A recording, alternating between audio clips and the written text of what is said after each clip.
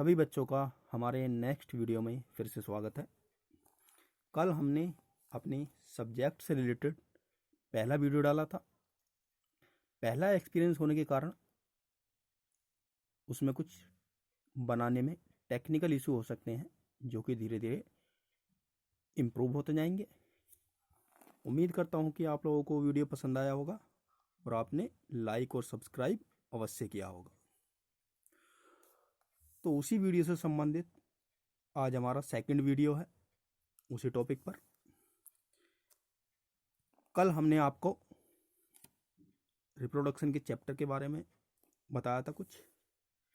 इसमें हमने रिप्रोडक्शन क्या है, लाइफ स्पैन और रिप्रोडक्शन के टाइप्स, जिसमें हमने अलैंगिक और लैंगिक जनन के विषय में पढ़ा था। आज हम उसी अलैंगिक जनन के टाइप्स के बारे में पढ़ेंगे। टाइप्स ऑफ एसेक्सुअल रिप्रोडक्शन, अलैंगिक जनन के प्रकार। तो अलैंगिक जनन को कई प्रकारों में बांटा गया है, जिसमें सबसे पहला है विखंडन या फिशन बोलते हैं, विभाजन भी बोल सकते हैं। विखंडन, जैसा कि नाम से ही स्पष्ट है, किसी जीव का दो या दो से अधिक भागों में विखंडित हो जाना विखंडन कहलाता है। यह अधिकतर एक कोश के जीवों जैसे प्रोटोजोअन्स या फिर बैक्टीरिया आदि में पाया जाता है। इसको आगे 4 भागों में विभाजित किया गया है, जो कि सबसे पहला है बाइनरी फिशन। बाइनरी अर्थात द्विविभाजन। द्वि मतलब दो। इसका मतलब यह हुआ कि जिसमें एक जीव 2 भागों में विभाजित हो जाता है, द्विविभाजन कहलाता है। और इसमें जो संतति जीव बनता है वो बिल्कुल अपने पैतृक के समान होता है। यह मुख्य रूप से एक कोश के जीवों, प्रोटोजोअन्स और बैक्टीरिया आदि में देखने को मिलता है। इसको भी आगे कई प्रकारों में बांटा गया है, जिसमें सबसे पहला प्रकार है सरल या अनियमित द्विविभाजन, सिंपल और इर्रेगुलर। अगर इसका एग्जाम्पल ले तो यह मेनली अमीबा और एंटमीबा में होता है। इस विभाजन में कोई प्लेन या तल नहीं होता। यह उस जीव को किसी भी तल से इर्रेगुलरली 2 भागों में विभाजित कर सकता है। इसी कारण इसे सरल या फिर अनियमित द्विविभाजन कहते हैं। Example amoeba, Entamoeba. आगे चलते हैं सेकंड आता है लॉन्गिट्यूडनल बाइनरी फिशन या लंबवत द्विविभाजन। लंबवत, लॉन्गिट्यूडनल अर्थात लंबाई में। तो यह मेनली युगलिना में देखने को मिलता है।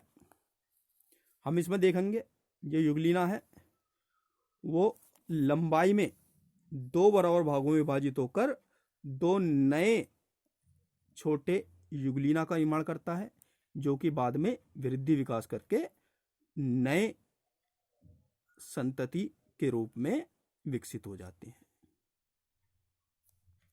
अगला चलते हैं हम। अगला आता है ट्रांसवर्स या फिर अनुप्रस्थ। क्या होता है? अनुप्रस्थ। इसमें हम देखेंगे कोई भी जीव जब 2 भागों में बढ़ता है तो वह अनुप्रस्थ, ट्रांसफर करता है। एग्जाम्पल लें तो इसमें मुख्य एग्जाम्पल प्लेनेरिया और पैरामीशियम आते हैं। हमने इसमें चित्र के माध्यम से समझाया है। प्लेनेरिया, पहले इसमें प्लेनेरिया अपनी लंबाई में वृद्धि करता है और लंबाई में वृद्धि करने के पश्चात वह अनुप्रस्थ रूप से 2 प्लेनेरिया में विभाजित हो जाता है। तो ये हमारा तीसरा टाइप था। अब अगला टाइप चलते हैं। अगले टाइप में आता है ओब्लिक बाइनरी फिशन या फिर परोक्ष या तिरछा। जैसा कि नाम से स्पष्ट है, तिरछा। या परोक्ष, यह अनुप्रस्थ, लंबवत या इर्रेगुलर ना होकर तिरछे या तिरछा होता है। इसके एग्जाम्पल देखें तो हम करेटियम, इसमें हम देखेंगे इसमें तिरछी अनुप्रस्थ रूप से बढ़ते हुए देखा जा सकता है इसे। तो ये हो गया हमारा oblique binary fission. Binary fission के पश्चात हमारा दूसरा हेडिंग आता है, वो आता है बहुविभाजन या फिर मल्टीपल फिशन। नाम से ही सब चीजें स्पष्ट हो जाती है। बहु में मतलब बहुत सारे, अर्थात इसमें एक जीव दो भागों में न बंटकर दो से अधिक भागों में विभाजित होता है, और ये क्या कहलाता है? बहुविभाजन कहलाता है।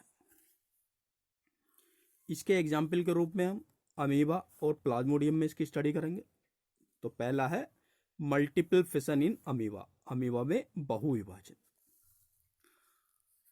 जिस टाइम अमीबा के लिए प्रतिकूल परिस्थितियां होती हैं, प्रतिकूल परिस्थिति का आशय होता है कि जिस समय उसे रहने, खाने, पीने, इन सब चीज के लिए परिस्थितियां फेवर में नहीं होती, प्रतिकूल परिस्थितियां कहलाती हैं। तो ऐसी परिस्थितियों में अमीबा अपने कूटपादों को कूटपाद त्याग कर थोड़ा गोलाकार रूप धारण कर लेता है और अपने चारों तरफ एक सिस्ट वाल बना लेता है। अपने चारों तरफ एक सिस्ट वाल बना लेता है, जैसे कि हम चित्र में देख सकते हैं। इस प्रक्रिया को हम एनसिस्टमेंट बोलते हैं। जब अनुकूल परिस्थितियां आती हैं तो इसका केंद्रक बार बार विभाजित होकर बहुत सारे केंद्रकों का निर्माण करता है, और प्रत्येक केंद्रक के बाहर कला और कोशिका द्रव्य इकट्ठा होकर छोटी छोटी संरचनाओं का निर्माण कर लेता है, जिन्हें हम सीडोपोडियो स्पोर्स बोलते हैं। बाद में सिस्ट घुल जाती है और ये सीडोपोडियो स्पोर्स बाहर मुक्त हो जाते हैं, और मुक्त होने के पश्चात प्रत्येक सीडोपोडियो स्पोर एक नए अमीबा का निर्माण कर लेती है। आगे चलते हैं। मल्टीपल फिशन इन प्लाज्मोडियम। प्लाज्मोडियम मलेरिया का परजीवी है, अतः जिससे हमारे शरीर में मलेरिया रोग होता है। इसमें मल्टीपल फिशन दो अवस्थाओं में देखने को मिलता है, एक साइजोंड अवस्था में और एक ओसिस्ट अवस्था में। तो यहाँ पर हम साइजोंड अवस्था में दिखाएंगे। तो साइजोंड अवस्था में यह एक केंद्रकीय होता है। धीरे धीरे इसका केंद्रक विभाजित होकर छोटे छोटे डॉटर केंद्रक, पुत्री केंद्रक बनाता है। अब प्रत्येक केंद्रक के बाहर कला और जीवद्रव्य एकत्रित हो जाता है और ये मीरोजोइट्स का रूप धारण कर लेते हैं। साइजोंड के फट जाने पर ये मीरोजोइट्स मुक्त हो जाते हैं और आगे की प्रक्रिया को प्रारंभ करते हैं। चलिए, मल्टीपल फिशन यहीं समाप्त होता है। अब हम आगे चलते हैं। तो आगे हमारा तीसरा आता है प्लाज्मोटोमी। देखिए, प्लाज्मोटोमी सबसे पहले हम इसमें जानेंगे कि यह प्लाज्मोटोमी की प्रक्रिया मुख्य रूप से बहुकेंद्रकीय एक कोशिकीय जीवों में होती है। अर्थात जो एक कोशिका के बने होते हैं लेकिन उसमें बहुत अधिक केंद्रक होते हैं, उसमें पाई जाती है। इसमें हम देखेंगे एग्जाम्पल के रूप में ओपेलाइना और पेलियोमिक्सा। ये बहुकेंद्रकीय जीव होते हैं। ये कई जगह विभाजित होकर अन्य दूसरे बहुकेंद्रकीय जीवों का निर्माण करते हैं। तो ये हो गया हमारा प्लाज्मोटोमी। इसके बाद हम आगे चलेंगे और आगे हम जानेंगे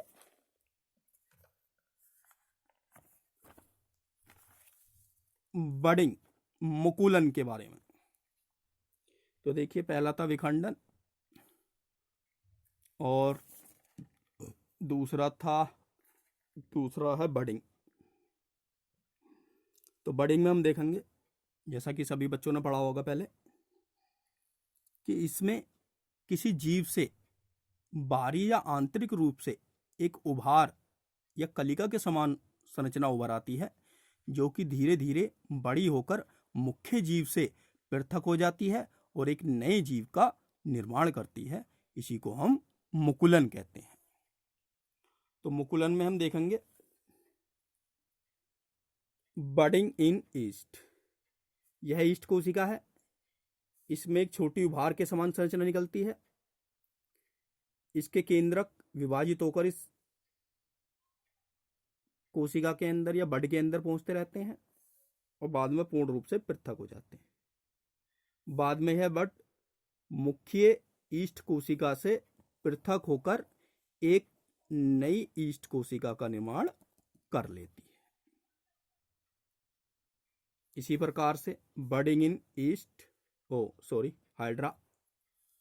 हाइड्रा में देखें तो हाइड्रा से भी एक ऐसे ही बड के समान छोटी संरचना निकलती है। धीरे धीरे यह बड़ी होती जाती है और अंत में मुख्य जीव से अलग होकर एक नए हाइड्रा का निर्माण कर लेती है। अब आते हैं बडिंग के टाइप्स ऑफ बडिंग। बडिंग के कितने प्रकार होते हैं? बडिंग मुख्य रूप से दो प्रकार की होती है। पहली होती है एक्सोजिनस अर्थात बाह्य या बहिर्जात, और दूसरी होती है एंडोजिनस अंतर्जात या आंतरिक बडिंग। जैसा कि ये बडिंग बाहर हुई थी तो ये एक्सोजिनस या बहिर्जात थी, और नीचे हम देखेंगे एंडोजिनस आंतरिक अर्थात जो जीव के शरीर के अंदर होती है। यह मुख्य रूप से स्पंजों में देखने को मिलती है। तो स्पंजों में एक आंतरिक बड बनती है जिसे हम जैम्यूल कहते हैं। क्या कहते हैं?